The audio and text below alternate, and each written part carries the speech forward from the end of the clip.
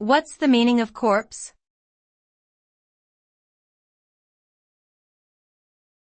Corpse.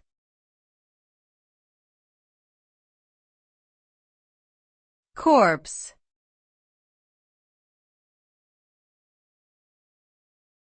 Corpse.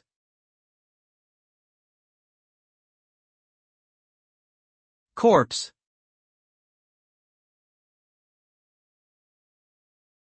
The term corpse refers to the dead body of a human or an animal. It is typically used to describe a body that is no longer alive, and may be in varying stages of decay depending on how long it has been deceased. Corpses are often handled with care and respect by medical professionals or funeral directors who are trained to properly handle and dispose of them. In certain contexts, such as criminal investigations, the examination of corpses can provide important evidence that can help solve crimes or understand the cause of death.